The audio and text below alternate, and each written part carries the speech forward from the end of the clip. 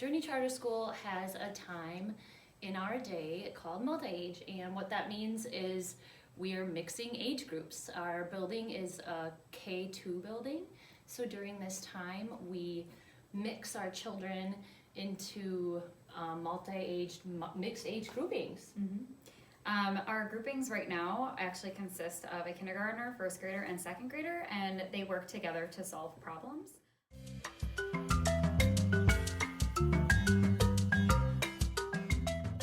Solving those problems build off of our philosophy for Journey Charter School is project-based learning.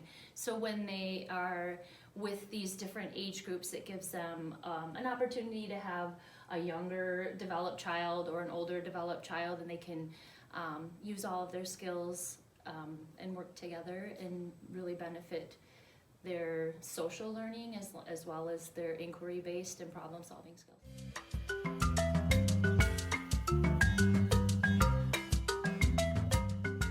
Today, we have a new challenge, and we know that in multi-age time, we are always talking about the 3 C's.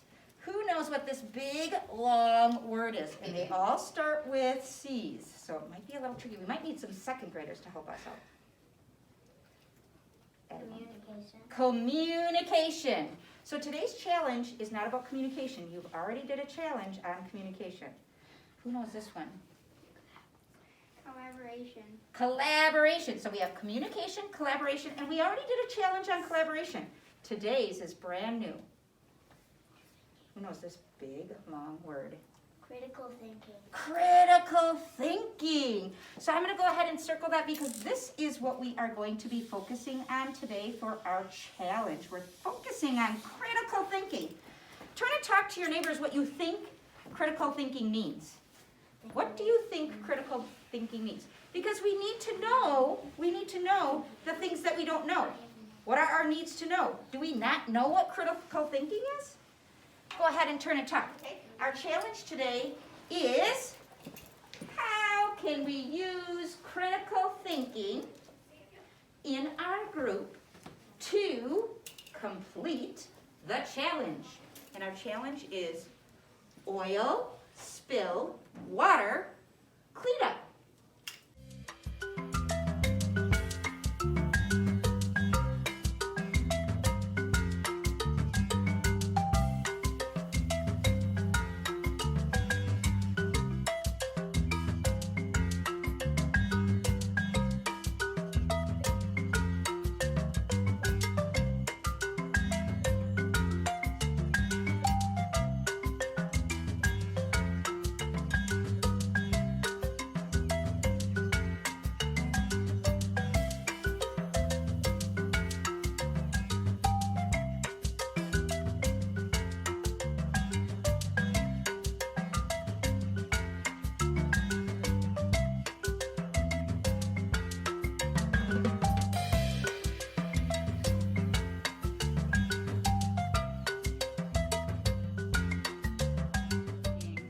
Students are given an essential question, which they brainstorm some ideas of ways that they could solve that problem or question that they're given, and then they get together in groups and work on ways to solve that problem. Yeah, and after having that question and that brainstorming, teachers, especially at this age level, we have to do some front loading and building some background knowledge. Sometimes it's just getting them excited or spurring some questioning, and then we continue to build off of that and solve a problem or complete a challenge with constraints. There are lots of different skills that they're developing together. It's a time where they get to use their creativity together and try new things. Does that make sense? Yeah. So as a group, choose one at a time. And you can use these however you want. The goal is to get the oil out of the water and make it nice and clean, just like the control, which I'll have underneath the document camera, okay? So you guys can decide, how do you want to use these filters? How do you want to use a spoon to soak it up? How do you want to use the cotton balls to soak it up? And as a group, then you'll decide, okay, we used the cotton balls, did it work? You'll decide yes or no. You'll know if it worked if the oil is gone. Does that make sense? Yeah. Okay, I'll give you some time to experiment on this, and then what we're gonna have to do is create a plan. So you're gonna get another bowl, And then you're gonna say, what is our plan to get the oil out? Because we wanna get that oil out.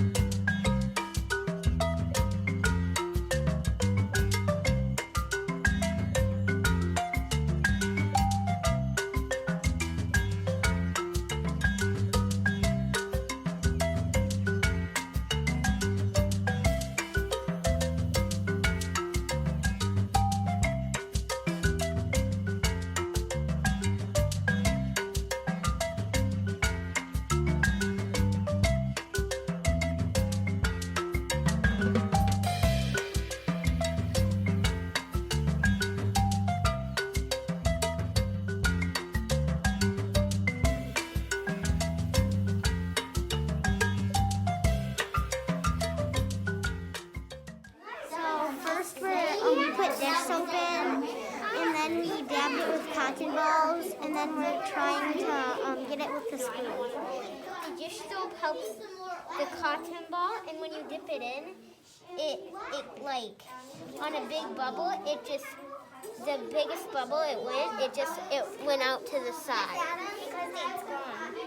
And then it's gone because all the oil just kind of disappeared. Yeah, you can't get any more. Awesome. Okay, so what were the things that you thought worked really well?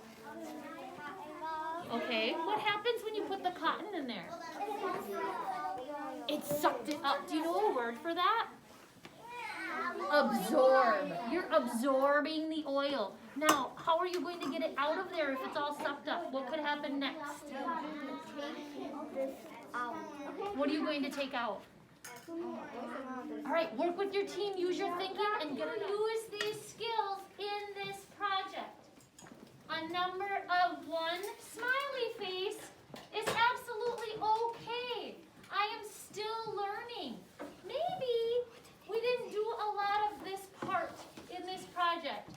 But if you were really working, if you use that skill a lot, it's a 3 smiley face, okay? We looked at our pictures when we gathered. So the first one, I can explain why we are doing this project.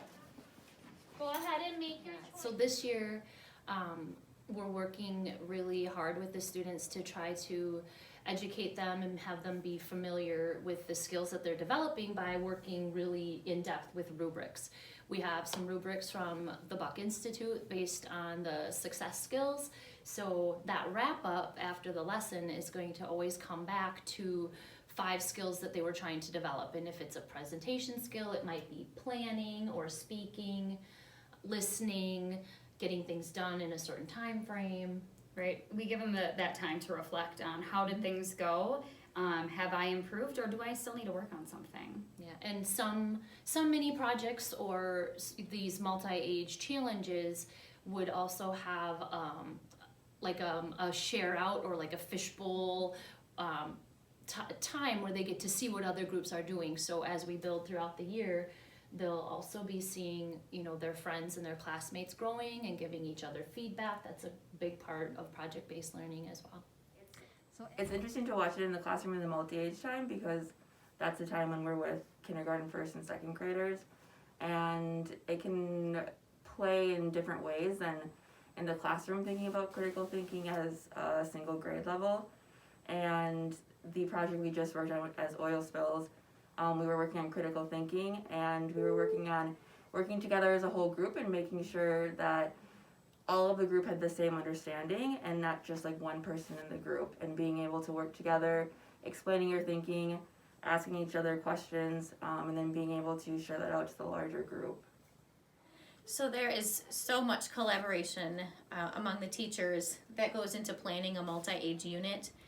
It's pretty constant. It's not always pretty. There are times where there has to be a little bit of rumbling so that the team can get clarity and they can continue to plan experiences that are going to meet the needs the best way they can for all of the students. They are constantly in communication, whether it be during lunch or before school, after school, during prep, on the weekends. Sometimes I think they don't sleep. One of the benefits of multi-age is that the students are able to form relationships with more than just their grade level teacher. And so it promotes more of a community as a whole school rather than just a classroom community. And then you have students that are able to work with last year's teacher or be exposed to next year's teacher. And so it makes those transitions a little bit easier at the end of the year and the beginning of the year. You also have some kids that are able to work with a siblings teacher. And there's a special relationship that can be formed in that way as well. I believe that PBL gives students a purpose for their learning, and it gets them excited about learning, and every year it looks different.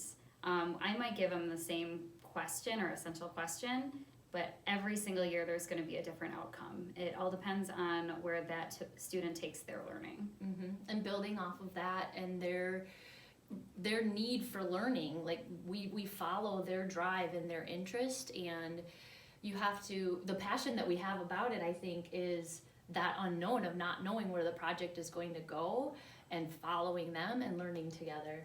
It's amazing, and seeing their growth and their hands-on inquiry skills, even at this young age.